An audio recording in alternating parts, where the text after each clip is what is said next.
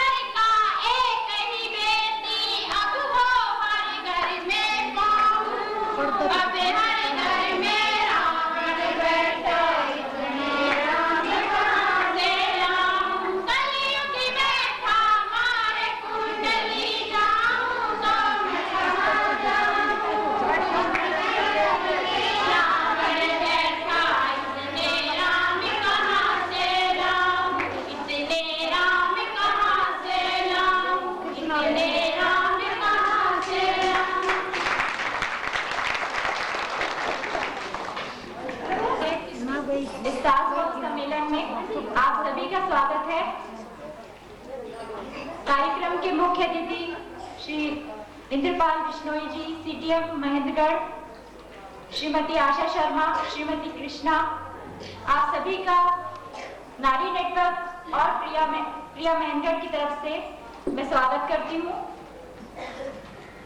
मार्च का पहला सप्ताह महिला संबंधी गतिविधियों के लिए जाना जाता है। जैसा कि हम सभी जानते हैं कि 8 मार्च को अंतर्राष्ट्रीय महिला दिवस है और इसी दिन के उपलक्ष्य में राष्ट्रीय और अंतर्राष्ट्रीय स्तर पर कार्य कर रही स्थानीय और कई गैर सरकारी और सरकारी संगठन इस दिन को अलग अलग गतिविधियां करके मनाते हैं। 2 वजह से ये कार्यक्रम हम 3 मार्च को कर रहे हैं। पहला तो इस बार 8 मार्च होली के त्योहार के आसपास आ रहा है, जिसमें हमें लग रहा था कि आप लोग पूर्ण रूप से भागीदार नहीं हो पाते। दूसरी और महत्वपूर्ण वजह यह है कि 8 मार्च को और भी कई कार्यक्रम किए जाते हैं, जिसमें सास बहू जैसे स्थानीय स्तर के कार्यक्रम जो कि महिलाओं की अपनी सोच और अपनी स्थिति में बदलाव के लिए इच्छा के कारण होते हैं, ये अपना महत्व खो देते हैं और कहीं इन बड़े कार्यक्रमों की चकाचौंध में गुम हो जाते हैं। अंतर्राष्ट्रीय महिला दिवस महिलाओं की जीत का उत्सव है। इसी दिन यूरोप में पहली बार महिलाओं को वोट देने का अधिकार मिला, यानी उन्हें एक नागरिक होने का अधिकार मिला और तभी से ये दिवस पूरे विश्व में महिलाओं की जीत, महिलाओं की कामयाबी का जश्न के रूप में मनाया जाता है। नारी शक्ति संगठन और नारी नेटवर्क नारनौल और महेंद्रगढ़ के साथ कार्य करते हुए पिछले 1 साल में यह अनुभव है कि जब भी हम महिलाओं के जीवन स्तर में सुधार की बात करते हैं तो शुरुआत होती है घर से और घर की शुरुआत होती है घर के 2 मुख्य सदस्यों से, वो है सास और बहू। अगर ये 2 सदस्यों के बीच आपसी संबंध ठीक होते हैं, आपसी संबंध मेलजोल के होते हैं, एक दूसरे की समझ होती है, तो बहुत सारी समस्याओं का, बहुत सारी सामाजिक कुरीतियों का अपने आप ही घर में ही अंत हो जाता है। ये 2 सदस्य जिस दिन एक दूसरे को सबसे पहले तो एक महिला होने का सम्मान देना शुरू करते हैं, उसी दिन जीवन में बदलाव की प्रक्रिया शुरू होती है। आज का ये सास बहू सम्मेलन इन्हीं कुछ पहलुओं पर रोशनी डालता हुआ है। हम आप सभी से उम्मीद करते हैं कि आप इस सम्मेलन में बढ़ चढ़कर हिस्सा लें और इसे एक उत्सव के रूप में मनाएं। कार्यक्रम की शुरुआत करते हुए मैं श्रीमती आशा शर्मा से अनुरोध करूंगी कि वो यहाँ पर आए और अपने कुछ विचार रखें।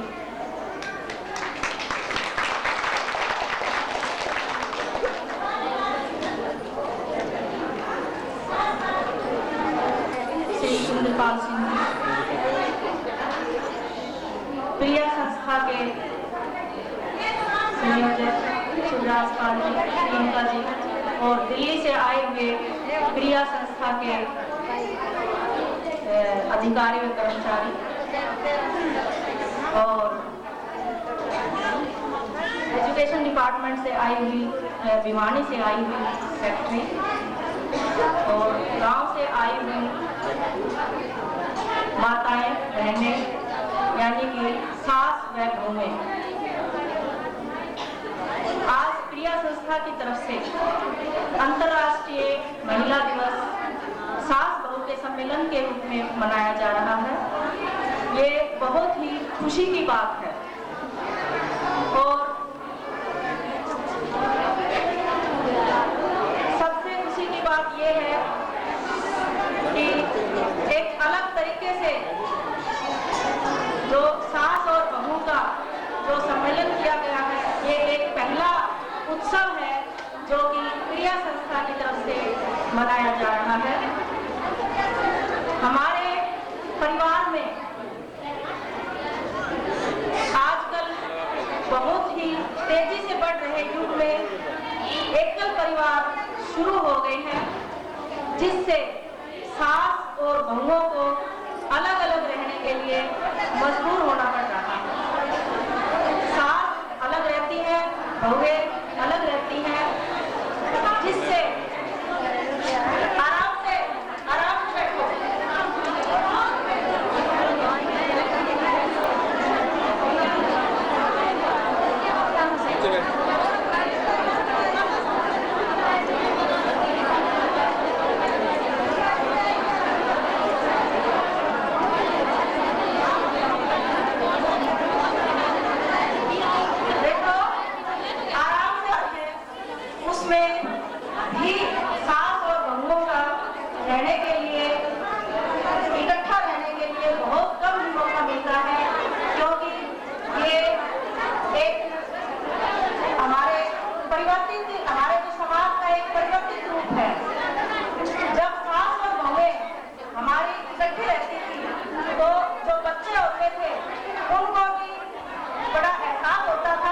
दादा दादियों के पास रहने के लिए। और वो कहानियां जो कि दादा दादी बच्चों को सुनाया करते थे, वो बच्चे जिंदगी भर उस कहानियों को नहीं भूल सकते थे। तो आज के युग में जो हमारी जो तोता मैना की कहानियां हैं, वो भी एक तरह से लुप्त होती जा रही हैं। इसके अलावा सभी को ये चाहिए कि सास अपनी बहुओं को अपनी बेटी का सम्मान दे, अपनी बेटी की तरह रखे।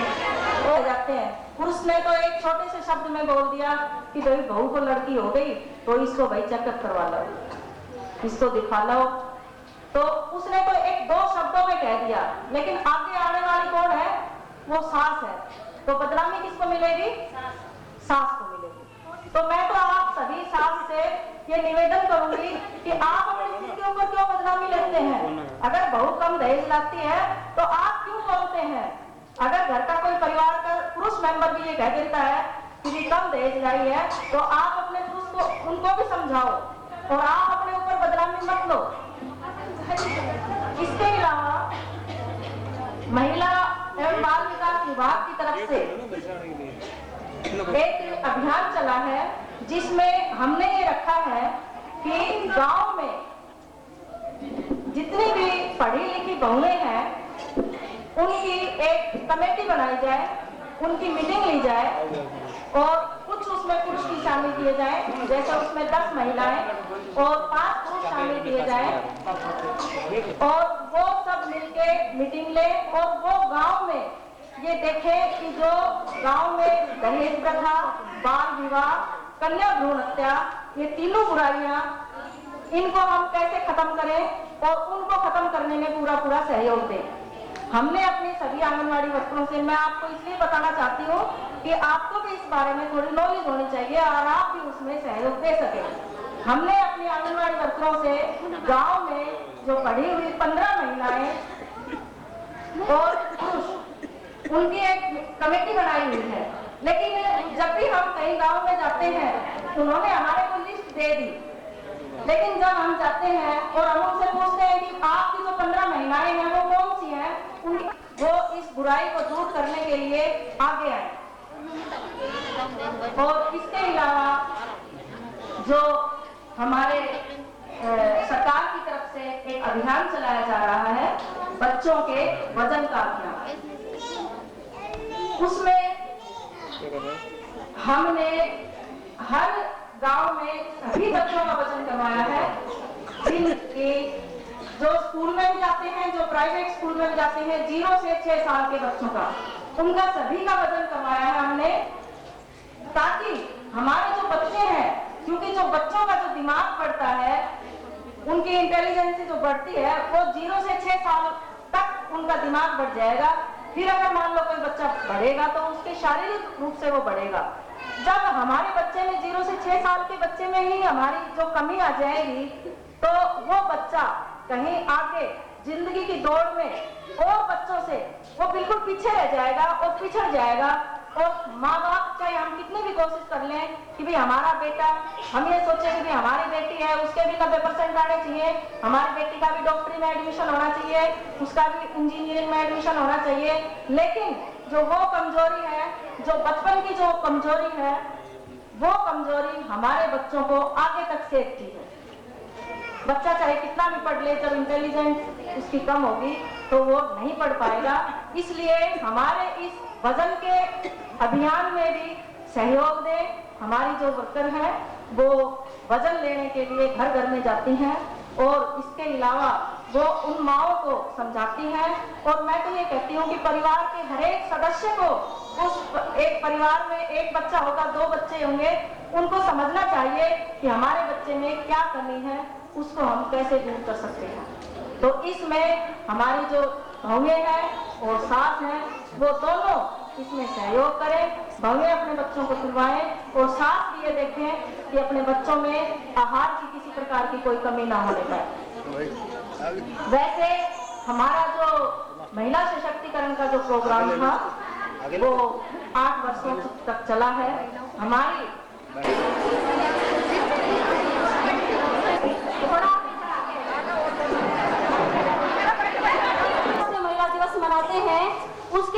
में ये बहु सम्मेलन आयोजित किया है क्रिया संस्था ने, जिसमें बहु और सास के आपसी जो संबंध है उनके विषय पे खुलकर बातचीत होगी। और उसमें ये उम्मीद करते हैं कि सभी जो बहनें हैं वो अपनी हिस्सेदारी शामिल करें, अपनी बहस उसमें हो। तो इस सम्मेलन में जो बहनें पहुंची हैं सभी साथियों का मैं अपनी तरफ से क्रांतिकारी अभिनंदन करती हूँ और उन्हें शुभकामनाएं देती हूँ। एक तो ये देखकर मुझे बड़ी खुशी हो रही है कि 7 जून के सम्मेलन के नाम से या महिला दिवस के नाम से आज हमारी बहनें जागरूक तो हो रही है। उनको थोड़ा सा महसूस होने लगा है कि हम भी इंसान हैं, नागरिक हैं और इकट्ठे होकर अपनी बातचीत रखने का मौका जब हमें मिले तो हमें पहुंचना चाहिए। मैं एक जनवादी महिला समिति की जिला सेक्रेटरी जो आपकी तरह से ही महिलाओं के बीच में काम करती हूँ, लगातार महिलाओं के संपर्क में रहती हूँ गाँव में, और जो महिलाओं के अंदर उनकी स्थिति, सामाजिक स्थिति को जब देखते हैं तो बहुत दर्द होता है। जब आपस में यहाँ बैठे और आपसे एक से हम बात करें या मैं यहाँ कोई बात करूँ तो एक महिला की जो पीड़ा है वो निकल कर आएगी। वास्तव में इस समाज के अंदर जो हम महिलाएं हैं बरसों से ही असमानता का और पीड़ा का शिकार रही हैं। असमानता की बात जब हम करते हैं तो एक सवाल आता है, हमें समानता का अधिकार चाहिए, हमें बराबरी चाहिए। और वो बराबरी की जब हम बात करते हैं तो ये पितृसत्तात्मक जो सामाजिक ढांचा है जिसके अंदर पुरुष को प्रधान मानते हैं हम, कि इस समाज का जो कर्ता धर्ता है, परिवार को चलाने वाला जो है वो एक पुरुष है। इस परिवार में, इस समाज में जब हम समानता की बात करते हैं तो पुरुष साथी जो हमारे हैं, चाहे भाई के रूप में है, चाहे पिता के रूप में है, चाहे वो पति के रूप में है, किसी भी रूप में है, उनको समस्या खड़ी हो जाती है कि भाई आप समानता की बात क्यों करते हो? ये जो रोटियां बना रही होते हैं, ये रोटी और पूरी छोड़ देंगे। रोटियों के आगे सिमट जाती है वो बात, कपड़े धोने पे सिमट जाती है वो बात, बर्तन साफ करने तक रह जाती है वो बात। लेकिन हम समानता को सिर्फ वहीं तक सीमित नहीं मानते। हम बराबरी को यह समझते हैं कि हमारे विचारों की बराबरी हो, हमारे अधिकार बराबर हो समाज में, हमें भी पुरुष के समान स्वतंत्रता से जीने का अधिकार हो, हमारा स्वतंत्र अस्तित्व हो। जैसे अभी बहनें गाना गा रही थी कि अब मुंह को सी ना पाऊंगी, मुंह सीने का क्या मतलब, अब हम चुप नहीं रह पाएंगे। जब बात आती है ना 4-5 औरतों की तो ये कमेंट्स करते हैं हम पर कि जहां 4 महिलाएं होगी वो चुप नहीं बैठ सकती। कहते हैं ना ऐसा, सभी कहते हैं कि जहां महिलाएं इकट्ठी होंगी वो चुप नहीं रह सकती। लेकिन किस बात पे चुप नहीं रहती और कहां हमें बोलना चाहिए, उस बात का उन्हें अंदाजा नहीं है कि जिस दिन हम वास्तविक रूप से बोलना शुरू करेंगे उस दिन आप ये कहोगे कि महिलाओं ने वास्तव में बोलना शुरू कर दिया है। जो सास बहू की समस्याएं जो ये सम्मेलन आयोजित कर रहे हैं हम, मैं पहले इसी पे बातचीत करना चाहूंगी कि एक सास बहू का जो रिश्ता है वो समाज में किस तरह से प्रचलित हो रहा है, उसका प्रचार किस तरह से किया जाता है। सास और बहू की जो समस्या है वो 2 महिलाओं के बीच में समेट, उसके पीछे कारण क्या है उनको नहीं देखते। सास बहू की लड़ाई, सास ने बहू को जलाया, सास नंद ने बहू को जलाया, दहेज के लिए तंग किया। ये दहेज कहां से आ गया, जलाने का सवाल कहां से आ गया, क्यों समस्याएं खड़ी होगी समाज के अंदर इतनी? इसके अंदर ये जो असमानता की बात मैं कर रही हूँ कि जन्म से लेकर लड़की के साथ जन्म से लेकर ही भेदभाव शुरू होता है। अपने घर में देखो, लड़का पैदा होगा तो तालियां, वो थाली होती है ना, वो पिट्टों के गली में खड़े होगी, और लड़की पैदा होती है तो क्या करोगे, आंखों में तो आंसू होंगे और ठीकरा खोलोगे। क्यों करते हो ऐसा? जब हमें पता है कि इस सृष्टि को चलाने के लिए स्त्री और पुरुष दोनों की समान रूप से हिस्सेदारी जरूरी है, उसके बाद भी हम लड़की के होने पर मातम क्यों मनाते हैं, खुशी क्यों नहीं होती? अगर लड़की नहीं होगी तो इस सृष्टि को चला पाएंगे क्या? नहीं चला पाएंगे। पुरुष से ज्यादा अस्तित्व है महिला का, और उस महिला के बारे में हम उसकी अस्तित्व के बारे में, उसकी स्वतंत्रता के बारे में अनजान हैं।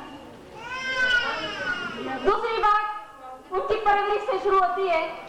शिक्षा का सवाल आएगा तो लड़के को पहले शिक्षा देंगे, लड़की को बाद में। अगर आर्थिक स्थिति हमारी नहीं मांगती दोनों बच्चों को शिक्षा देने के लिए तो हमारी बेटियां अनपढ़ मिलेंगी, लड़के नहीं। जब खाने पीने का सवाल आता है तो लड़के को बॉडी बिल्डर बनाना है, पहलवान बनाना है, लड़कियों का क्या लड़ाई लड़नी है, कौन जंग में जाना है। खाने पीने में भी अगर भेदभाव करेंगे लड़की के साथ करेंगे। अगर कोई पढ़ाएगा लड़की को 8-10 तो अब जो पढ़ाने लगे हैं, थोड़ा शुरू हुई है शिक्षा, तो हमारी मानसिकता है कि बढ़िया कर शिक्षा। हमारी मानसिकता ये नहीं है कि लड़की नागरिक है, एक लड़के के बराबर है, पढ़ेगी तो आत्मनिर्भर होगी, खुद कमाएगी तो किसी के अधीन नहीं रहेगी, दूसरे के मुंह की तरफ नहीं देखना पड़ेगा। ये मानसिकता नहीं होती। सिर्फ इसलिए कि भाई थोड़ा सा ठीक लड़का भी, इसलिए हम थोड़ा बहुत 5 साल लड़कियों को पढ़ाना शुरू किया। तो ये भेदभाव जो है धीरे धीरे इस तरह से चल रहा है। लड़की का जो माहौल है, हम महिलाओं का जो सामाजिक दायरा है, उसमें हम क्या सीख पाते हैं। जो एक भेद की बात आती है, जब एक लड़की छोटी है, पड़ोस में शादी हो रही है, बहू आ गई, सामान ले आई, तो चलो एक चीज देखने चला, सूट देखने चला, दहेज देखने चले, पूरे ग्रुप के ग्रुप हम करते हैं, ऐसा खा लाए, पिसा बुंदा लाए, ये चर्चा हमारी चलती है। आपके बीच में एक छोटी बच्ची है, वो आपकी सारी बातों को सीख रही है। हमने भी अपने बुजुर्गों से सीखी है ये बातें, अपनी जो बड़ी थी उनसे सीखी, तो वो जो हमारी छोटी बच्चियां वो हमसे सीख रही है। उनको क्या पता देश के राजनीति का, अपने अधिकारों का, समानता का, कहाँ सीखते हैं वो ये बातें मैं इसलिए कह रही हूँ क्योंकि समाज में काम करते हुए पुरुषों के ऐसे सवालों का जवाब हमें देना पड़ता है। हमें सीखने का मौका ही नहीं मिलता। सीखने का मौका मिलेगा या जिन बहनों को मौका मिला है आगे बढ़ने का, वो पुरुष से किस क्षेत्र में पीछे हैं। उदाहरण है हमारे समाज में। हमारी कल्पना चावला को देखो, सभी ने नाम सुना होगा ना।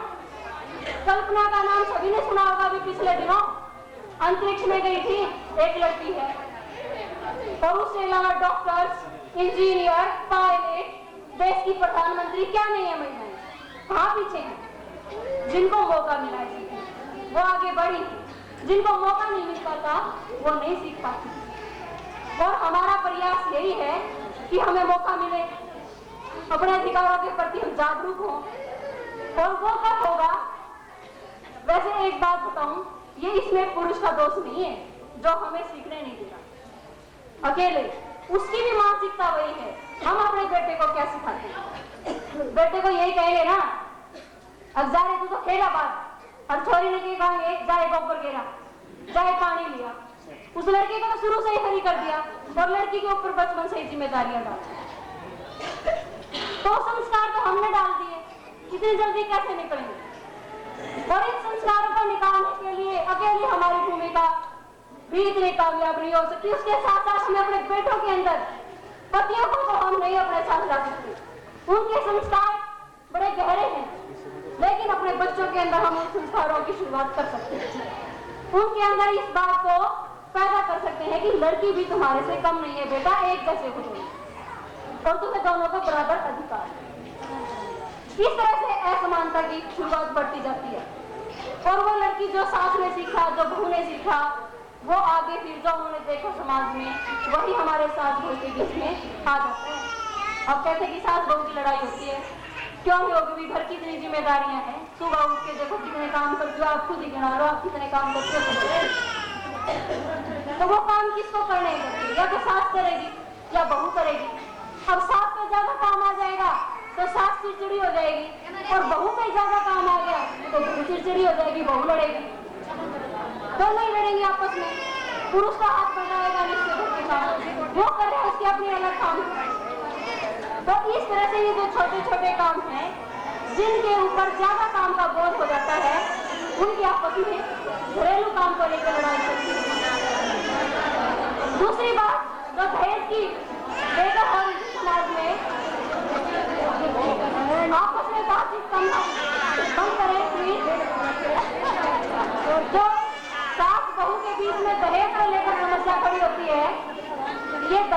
ऊपर भी मैं आपसे 2 बात कहना चाहूंगी। ये दहेज लेने देने का जो रिवाज है, ये कहाँ से शुरू हुआ? ये दहेज, ये जो बच्चा आ रहा है ना, तो इसको थोड़ी देर बाद घुमा दो। ये दहेज जो बीमारी है, ये ऐसा नहीं है कि सदियों से चली आ रही है। कुछ भेंट के रूप में, कुछ उपहार के रूप में माँ बाप अपनी बेटी को दिया करते थे, दोनों को घर गृहस्थी चलाने के लिए। हम ऐसा पढ़ते हैं अपने जो पुराने ग्रंथ, जो पुराने शास्त्र हैं, उनमें ये पढ़ते हैं कि पिता के द्वारा जो थोड़ा बहुत उपहार के रूप में बेटी को दिया जाता था, वो दहेज। लेकिन आज उस दहेज ने क्या रूप ले लिया है? पहली बात तो ये है कि इस दहेज को हम ये ना सोचें कि दहेज नहीं लेना और नहीं लेना, ये तो संकल्प करना ही पड़ेगा।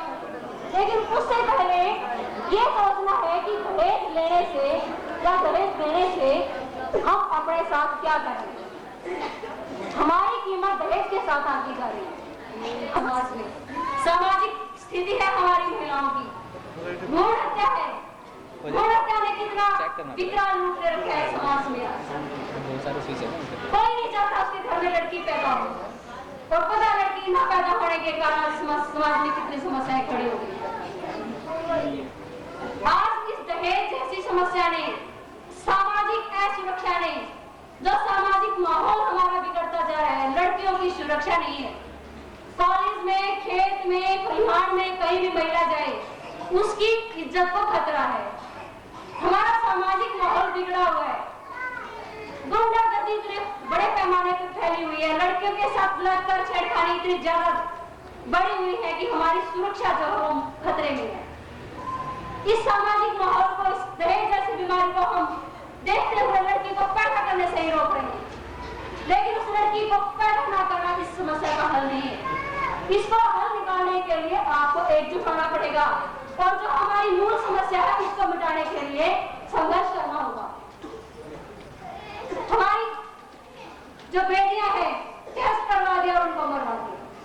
आगे महिलाओं के 1000 पुरुषों के पीछे 800, 820, कहीं 750, 738, अलग अलग स्टेट के अलग अलग हैं। इस तरह से जो ये 200, 250, 150 लड़के रहेंगे, ये तो मानते ही हो कि शादियां होती हैं, करते हैं। अब 820 अगर महिलाएं, लड़कियां हैं, और वो जो बाकी लड़के रहेंगे, शादियां होंगी उनकी? नहीं होंगी तो शादियां नहीं होंगी, क्या करेंगे फिर? नौकरी है नहीं, समाज में देख रहे हो। हमें तो जो अब से ये जो नई आर्थिक नीतियां आई है, इनके बाद समाज के जो परिणाम है, जो परिस्थितियां पैदा हो गई है, उनका आकलन करके मैं कर्मचारी हूँ, इसलिए इस बात को बताती हूँ कि कर्मचारी जो पहले लगे हुए थे, उनकी नौकरियां ही नहीं है, नए रोजगार तो मिलना बहुत दूर है। नए रोजगार लड़कों को है नहीं। जमीन जायदाद पहले होती थी बुजुर्गों के पास, अब 1-1 किला, 2-2 किले, 3-3 किले जमीन रह गई है। पैदा होने से भी कुछ नहीं रहा, सब्सिडी वगैरह भी खत्म होगी, किसान कुछ पैदा करता है उसमें उसको कुछ नहीं बचता। तो वो लड़के कहाँ जाएंगे? वो गुंडागर्दी करेंगे, जेब कचरे बनेंगे, भ्रष्टाचार की रास्ते पे चलेंगे। तो इससे क्या होगा? समाज में यही तो आतंक फैला हुआ है, ये किसी ने तो समाज का माहौल बिगड़ा हुआ है। तो ये लड़कियों की कमी का भी एक दुष्परिणाम हमारे समाज में निकल रहा है। उससे फिर हमारे आत्मसम्मान पे तो चोट आती है कि हमें जन्म लेने का अधिकार भी नहीं रहा। जो हमारा अधिकार है उसको एक पुरुष प्रधान कह लो या हमारी रूढ़िवादी परंपरा कह लो, जो सामाजिक सोच है वो छीन रही है। तो इसलिए मेरा आपसे यही एक निवेदन है कि जो हमारे सम्मान पर चोट पहुंचाने वाली बातें हैं, तो इस तरह से ये इस तरह की जो घटक है, ये जो कारण है, इनकी तरफ हमें ध्यान देते हुए, अपने आत्मसम्मान को बचाते हुए, अपनी जो सामाजिक बुराइयां हैं इनको दूर करने के लिए संघर्ष करना होगा, एकजुट होना होगा। और जो सामाजिक संगठन, जो महिलाओं के बहुत से संगठन ऐसे हैं जो गांव स्तर पर, शहर स्तर पर महिलाओं को जागरूक करने का, उनके अंदर चेतना लाने का एक काम कर रहे हैं, जिसके जरिए आप आज यहाँ तक पहुंची हैं। इस तरह से और दूसरी महिलाओं को अपने साथ जोड़ते हुए, अपने अधिकारों के प्रति उनको सचेत करते हुए आपस में एकजुटता बढ़ाएंगे और अपने इन संघर्षों को, अपने इस सम्मेलन को तभी आप सार्थक कर पाएंगे जिसके लिए आप इकट्ठे हुए हैं, मैं इसी के साथ अपनी बात खत्म करना चाहूंगी। बातें बहुत है करने के लिए, लेकिन समय का अभाव है।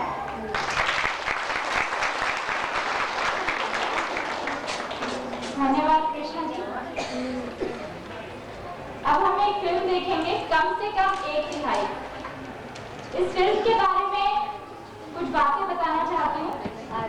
जैसे कि आप लोग पिछली बार शामिल हुए थे, सितंबर में लोक कला जागरण एक कार्यक्रम हुआ था जिसमें कई लोक कलाकारों ने भाग लिया था और उसी दौरान एक फिल्म बनाई गई थी। इस फिल्म में आप कई जाने पहचाने चेहरे देखेंगे जो आपके नारनौल और महेंद्रगढ़ के। ये फिल्म रोशनी डालती है हमारी महिला पंच और सरपंच पंचों के ऊपर। पहला ड्राफ्ट ये रफ है, आप लोगों के बीच ये फाइनल होके छप कर आप लोगों के बीच बहुत जल्द आ जाएगा। पर पहली प्रति की आज हम प्रति जारी करना चाहते हैं, इसलिए मैं बुलाना चाहती हूँ नारी नेतृत्व नारनौल से श्रीमती रोशनी को और नारी शक्ति संगठन महेंद्र से श्रीमती बाला को।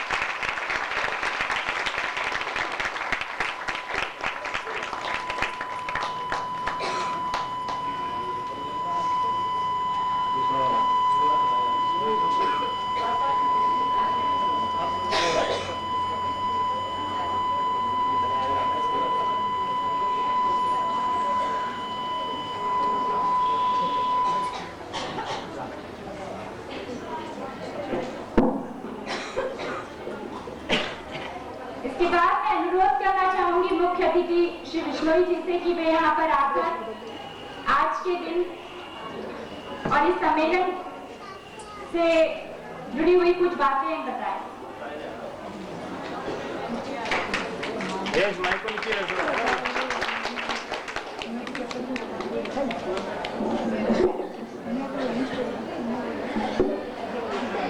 आदरणीय श्री राजपाल जी, आदरणीय श्रीमती आशा शर्मा जी, एसडीपीओ नारनौल, आदरणीय श्रीमती विनोद कुमारी जी, जिला प्रमुख महिला विकास निगम, श्रीमती कृष्णा जी, श्रीमती प्रियंका जी, और क्रिया संस्था से जुड़ी सभी अन्य महिलाएं, तो जिला महेंद्रगढ़ के ग्रामीण अंचल जो शहरी अंचल से आए हुए सास और बहुएं, सबसे पहले तो मैं क्रिया संस्था को मुबारकबाद देना चाहूँगा। आज का जो विषय है बहुत अच्छा विषय चुना है, सास और बहू का और इनके आपसी संबंधों के बारे में। मेरे को भी मुझे आशा शर्मा जी ने बताया कि इस साइड में बहुएं बैठा रखी है, इस साइड में सास बैठा रखी है। ये थोड़ा इन्होंने जो किया कि यहीं से जो है ना फर्क डालना शुरू कर दिया। कोशिश तो थी आज के इस समारोह का मतलब ये था कि दोनों का आपस में मिलाया जाए और जितना इनमें कोई दूरियां हैं उनको कम किया जाए। मेरे को आज इस समारोह में खासकर बड़ा धर्म संकट में डाल दिया है कि मैं किसके हक में बोलूँ। अगर सास के हक में बोलता हूँ तो बहुत नाराज होती है, बहू के हक में बोलता हूँ सास नाराज होती है। लेकिन मेरी कोशिश रहेगी कि मैं दोनों के ही बारे में बात करूँ और आज जरूरत भी यही है कि दोनों के बारे में अलग अलग बात न करके इकट्ठी बात समझे और दोनों का आपस में जितना मेल मिलाप हो सके और वो भी दिल से, उसी से समाज की और घर की जो है प्रगति उस पर निर्भर करती है। ना है तो कोई पूरी तरह कोई सास बुरी है, ना ही कोई पूरी तरह बहू बुरी है। जब बहू को घर में या लड़के को ब्याने का जब समय आता है तो सास की जो उसको उमंगें होती है, जो मन उसको खुशी होती है कि मेरी बहू आई, जो बहू को जाएगी, कितनी तैयारियां करती हैं सारे रिश्तेदारों में, सारे हर उसकी खुशी का कोई ठिकाना नहीं होता, ना उसके पैर जमीन पर टिकते हैं कि उसके घर में बहू आ रही है। और बहू भी जब अपने ससुराल के लिए तैयार होकर चलती है या जब उसकी शादी की बात चलती है तो उसके मन में बहुत सारी उमंगें होती हैं कि उसका नया घर कैसा होगा, उसकी नई सास कैसी होगी, सारा है। तो हर एक चीज से दोनों साइड में ही ये पूरी उमंगें होती हैं, पूरा खुशी का माहौल होता है। फिर ऐसी कौन सी बात है कि जो आते ही घर में 2-4-5 दिन के बाद में ही दोनों आपस में मनमुटाव शुरू हो जाता है? मेरे हिसाब से इस समस्या का सबसे बड़ी जो जड़ है वो सबसे पहले तो है कि जो हमारी माँ है, माँ जब अपने लड़की और लड़के का पालन पोषण करती है वहीं से वो शुरुआत होती है। अब हम चाहे बड़ी सारी बेटियां वो ये कह सकती है कि माँ को पुराने संस्कार मिले इसीलिए वो वही बातें अपने बच्चों को आगे सिखाती है, लेकिन फिर भी सबसे पहले तो जो माँ को बदलने की जरूरत है। माँ के जो बच्चा होता है, लड़का लड़की है, माँ के लिए दोनों बच्चे बराबर होते हैं, लड़की भी बराबर होनी चाहिए, लड़का भी बराबर होना चाहिए। लेकिन पिछले दिनों मैंने एक नाटक देखा था, यहाँ महिला बैठी है, उन्होंने लघु नाटिका प्रस्तुत करी थी, उसमें उन्होंने बच्चों को दिखाया था कि परिवार में 2 लड़कियां होती है, 1 लड़का होते हैं। तो माँ जो है लड़के को दूध का गिलास भर भर के खिलाती है और लड़कियों को दूध काटती रहती है सारा दिन, क्योंकि लड़कियां अच्छी पढ़ भी रही, अच्छा काम भी कर रही है। तो लड़का बड़ा होकर गाड़ियां निकालता है, लड़कियां पढ़ लिख के अच्छी कोई डॉक्टर बनती, कोई इंजीनियर बनती है। उस वक्त माँ की आंख खुलती है कि तेरे बच्चे को कितना पाला पोसा को किया और लड़कियों के साथ भेदभाव किया। तो शुरू से सबसे बड़ी जिम्मेवारी जो है माँ के ऊपर है, जो लड़का हो या लड़की हो, माँ को अपने दोनों बच्चों से बिल्कुल भेदभाव नहीं करना चाहिए। लड़की को भी उतनी अहमियत देनी चाहिए और मैं तो कहता हूँ उसे ज्यादा देनी चाहिए। आगे जो चल के है लड़की ही है जो घर का संभालती है। अगर माँ बीमार है तो माँ को आके संभालती है, अगर पिता बीमार है तो पिता को आके संभालते हैं। तो ये पता चल जाए तेरे माँ बाप का थोड़ी सी तकलीफ तो लड़की भागी भागी आती है। तो लड़की को अपने घर में पूरा स्थान दिया जाना चाहिए, पूरी अहमियत दी जानी चाहिए। मतलब तो हर घर के अंदर लड़की होनी ही होनी चाहिए। जब तक किसी घर में लड़की नहीं होगी तो उस घर के पाप पुण्य का भी कोई महत्व नहीं रहता। दूसरा ये लड़कों के लिए भी जो कहते हैं पुरुष प्रधान समाज है, पुरुष के ऊपर है, तो शुरू दिन से ही जो माएँ हैं लड़कों को ही गलत शिक्षा देते हैं। बच्चों को लड़का है, तो आदमी है, ये काम नहीं करना, वो काम नहीं करना, क्यों इस तरह किया जा रहा है? दूसरा ये है कि जो बहुएं आती हैं, बहुओं को भी ये सोचना चाहिए असल में झगड़ा किस बात पर होता है कि जब तक लड़का गया नहीं जाता है, लड़की बहू बन के घर में नहीं आती, तब तक तो लड़का जितने कसूर करता जाए माँ को कोई महसूस नहीं होता, घर वालों को महसूस नहीं होता। लेकिन जिस दिन बहू ब्याह के आ जाएगी उस दिन अगर वो कोई छोटी सी भी गलती कर देता है तो देखा कि तो बहू ने सिखाया होगा इसलिए कह रहा है, या अगर माँ का वो कहना नहीं मानती तो बहू ने इसको सिखा दिया इसलिए लड़का बदल गया। मतलब 2 दिनों में वो जो बर्ताव है उनका इस तरह बदलने लग जाता है। तो इसके लिए सासुओं को भी समझदार होने की जरूरत है, बहुओं को भी समझदार होने की जरूरत है और कोई ऐसा मौका ना आने जिससे किसी भी छोटी छोटी बात का मनमुटाव हो। दूसरी बात जो घर में किया गया मनमुटाव का होता है वो दहेज के पीछे है। और तो दहेज लेके सासुएं बहुओं पर तानाकसी करती रहती है कि कम लेके आई, अब मेरे लिए जो लहंगा कमीज लेके आई वो बढ़िया नहीं लेके आई, मेरी चूड़ी बढ़िया नहीं लेके आई। तो इस तरह की जो चीजें हैं कि बिना आते ही बहू को जिस दिन वो घर में पैर रखती है उसी दिन से उसको ताने देने शुरू कर देती है। तो इस तरह नहीं सोचना चाहिए, जो जैसा जिसकी सामर्थ्य है उसके हिसाब से, जिस तरह उसके घर वालों की जितनी कोशिश के हिसाब से वो दे दिया। दहेज ये नहीं है कि लड़की कुछ भी ना जाए उसके घर वालों, जो उसके माता पिता राजी खुशी जो अपने सामर्थ्य के हिसाब से अपनी मर्जी से जो कुछ दे वो ठीक है। उसके अलावा जो मांग करी जाती है कि हमको मोटरसाइकिल लेंगे, कार लेंगे या इतने लाख रुपए लेंगे, वो चीज करी जाती है वो दहेज है और उसकी हमें सबको खिलाफ करनी चाहिए। और इसके लिए सबसे जरूरी काम है जो सासुएं हैं, जो माएँ हैं, उनको सबसे पहले आगे आना पड़ेगा कि वो ये संकल्प लें कि हम अपने बच्चों की शादियाँ होंगी उनके लिए दहेज नहीं देंगे। अगर कोई दहेज मांगता है दूसरे को रिश्ता भी नहीं करेंगे। तो ये संकल्प लेना माओ के लिए, ये सासुओं के लिए बहुत ज्यादा जरूरी है। फिर एक बात आती है कि भाई स्त्री जो है कमजोर है, पुरुष की दवाई हुई है। मैं कहता हूँ ये सारी जो प्रचार ये गलत है। स्त्री अपने आप में बिल्कुल कमजोर नहीं है। जो स्त्री आदमी को जन्म देती है वो आदमी से कमजोर कैसे हो सकती है? किसी भी आदमी कमजोर नहीं। इस और साइंस में भी ये मानती है कि स्त्री जो है आदमी से ज्यादा ताकतवर है मानसिक रूप से। स्त्री जो है, औरतें जो है, अगर घर में कोई बड़ी से बड़ी समस्या आ जाती है औरतों का उसको झेलने में स्त्रियां जो है ज्यादा ताकतवर होती है। किसी भी संकट से उभरने के लिए स्त्रियां जो है ज्यादा ताकतवर होती है। तो इससे ऐसा नहीं है कि स्त्रियां कमजोर है, स्त्रियां अपने आप में बहुत ताकतवर हैं। और हम कहते हैं कि स्त्रियों को हमें ताकतवर बनाने की जरूरत है या तो उनको शक्ति प्रदान करने की जरूरत है, ऐसा कुछ भी नहीं है। स्त्रियों को सिर्फ आज के दिन अगर जरूरत है तो उनको एक बात समझने की जरूरत है कि वो खुद ही अपने आप की दुश्मन है। सबसे बड़ी जिस दिन वो अपने आप ये समझने लग जाएंगी कि वो खुद अपने आप में ताकतवर है, सारा कुछ उनकी बढ़ोत है, तो उस दिन जो उनकी ये सोच है वो कमजोर है और ये खत्म हो जाएगी। तो आज के दिन हमें आपको कोई दूसरा बाहर से नहीं आएगा जो आपको ताकतवर बनाएगा करेगा। आपको अपने आप अपने मन से मजबूत होना है। आपको जो आपकी शक्ति छिपी है उसको पहचानना है। और उसी के बलबूते पर जो है अपने आगे बढ़ना करना। इन्हीं बातों के साथ मैं प्रिया संस्था के साथ दोबारा धन्यवाद करता हूँ कि उन्होंने मुझे मौका दिया आपके बीच में आने का। और ये जो संवाद है आप सास और बहू के बीच में जो बातें छिपी हुई एक दूसरे के मन में, जो बातें एक दूसरे को छुपाते रहते हैं, उसी से मनमुटाव बढ़ता है। तो इससे आप जो आपस में बैठ के अपनी बातें करेंगे उससे हो सकता है जो मनमुटाव वो दूर हो। और मेरी सबसे प्रार्थना है खासकर माओं से कि वो जाके घर में आज के बाद में कम से कम अपना ये जो भेदभाव है लड़का और लड़की के बीच का उसको दूर करने की कोशिश करें। और लड़कियों को जो पूरी रहने दें। और बहुओं से भी मेरा ये निवेदन है कि वो कम से कम जो इज्जत अपनी माँ को देती है वही इज्जत अपनी सास को देने की कोशिश करें। कोई फर्क नहीं है, जैसी माँ वो पीछे छोड़ के आती है वैसी माँ वो आती है। सिर्फ दोनों के मन की बात को समझने की बात है, छोटी छोटी बातें हैं। और दूसरा ये कि दोनों साइड में सास की और बहुएं भी कई बार घर का वातावरण खराब करती हैं कि पुरुषों को छोटी छोटी घर की बातें जो सास और बहू आपस में बैठ के जिस बातों को सुलझा सकती है वो बातें घर से बाहर ले जाना शुरू कर देते हैं, उससे उनका मन मुटाव और बढ़ता है। मेरे दोनों से प्रार्थना है कि जो घर की छोटी मोटी बात हो आपस में मिलकर के उसको निपटाएं और कहीं बाहर लेकर ना करें और लोगों की समस्या को निपटाएं। धन्यवाद।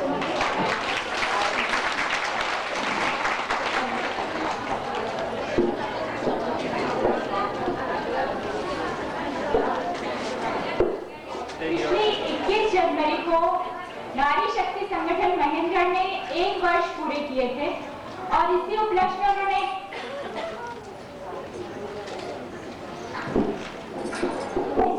उन्होंने अपना वार्षिक उत्सव महेंद्रगढ़ में मनाया था। ये उत्सव की सबसे बड़ी विशेषता ये थी कि ये उत्सव नारी नेटवर्क शक्ति संगठन के सदस्यों ने चंदा इकट्ठा करके मनाया था। और चंदा इकट्ठा करने के वक्त सबसे जब देखा गया तो सबसे ज्यादा चंदा वार्ड नंबर 11 महेंद्रगढ़ से इकट्ठा हुआ था। और फिर नेटवर्क के सभी सदस्यों ने यह तय किया कि उन्हें इनाम के रूप में कुछ मिलना चाहिए। मैं श्रीमती शकुंतला से अनुरोध करूंगी कि वे मंच पर आए और मैं मुख्य अतिथि से अनुरोध करूंगी कि वे श्रीमती शकुंतला का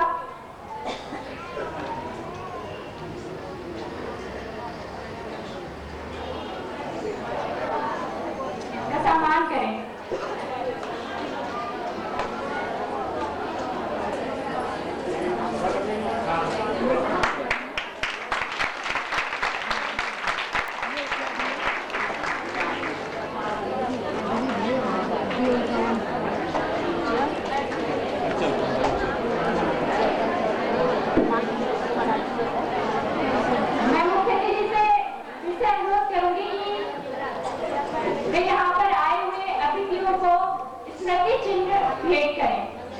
सबसे पहले श्रीमती आशा शर्मा को बुलाऊंगी।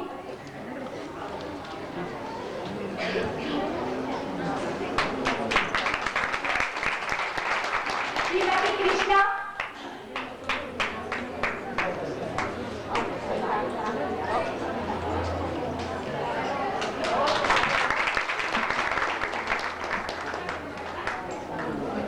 अभी अभी हमारे बीच श्रीमती विनोद यादव भी आई है, महिला विकास निगम जिला अधिकारी।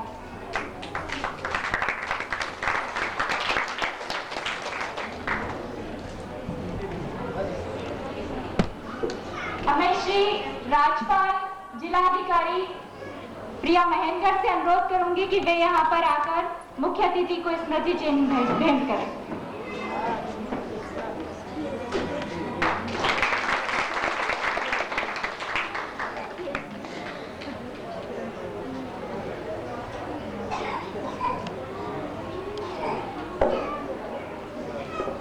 एक बार फिर हम तैयार हो जाए फिल्म देखने के लिए।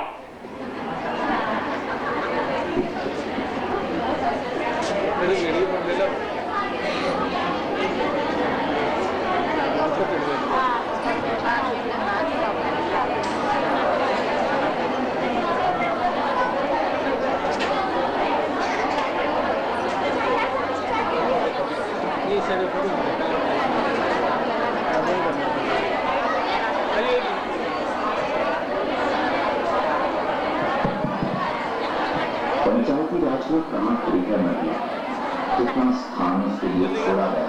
और एक यहाँ पर इसको गुजर गए नहीं और यहाँ की ब्राह्मण घोषणा हमारे उद्देश्य नहीं किया जा सकता, हमारे को हटा नहीं जा सकता।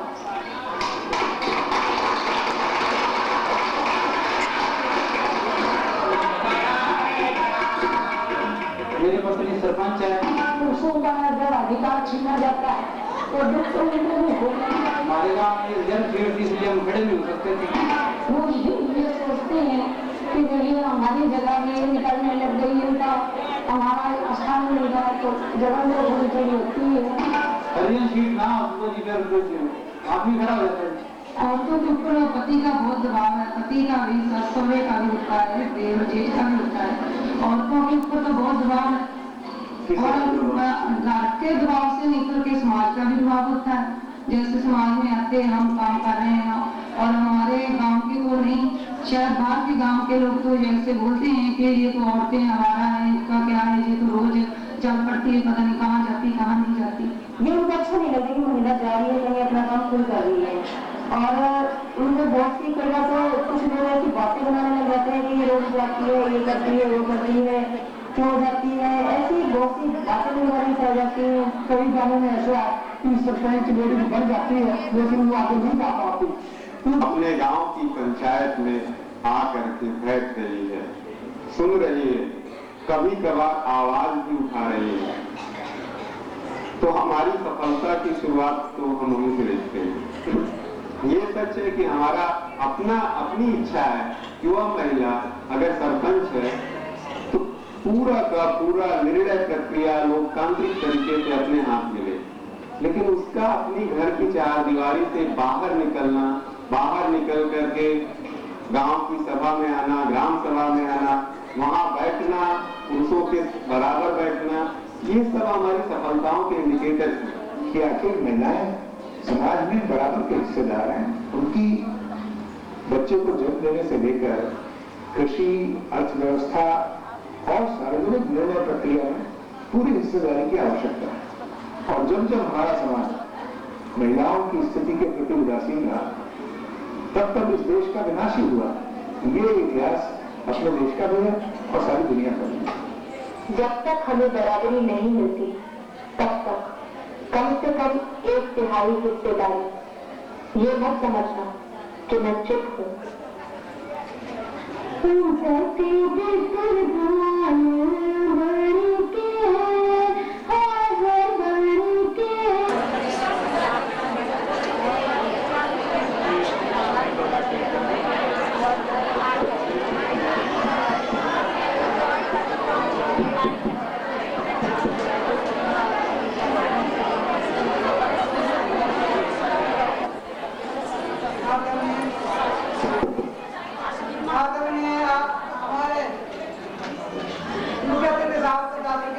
लेकिन हमारे तो मुख्य थी मैडम आशा शर्मा ने, विनोद यादव, तो इनके साथ आई महिलाएं, वे दूर दराज से आई गाँव की महिलाएं, हम आपका हार्दिक अभिनंदन करते हैं।